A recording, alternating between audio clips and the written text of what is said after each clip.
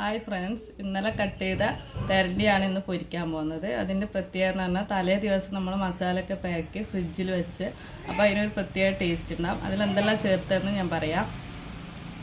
ഇതിൽ 1/2 സ്പൂൺ മഞ്ഞൾപ്പൊടി, 3 സ്പൂൺ മുളക് പൊടി, 1/2 സ്പൂൺ കുരുമുളക് പൊടി, ഇത്തിരി വെളുത്തുള്ളിയും ചേർത്ത് നന്നായി ഇതുപോലെ മസാല പരക്കിയെടുക്കുക.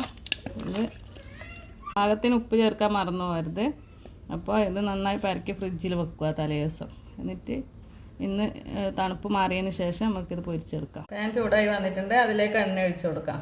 അപ്പോൾ എണ്ണ ചൂടായി വന്നിട്ടുണ്ട്, ഓരോ പീസായി വെച്ച് കൊടുക്കാം.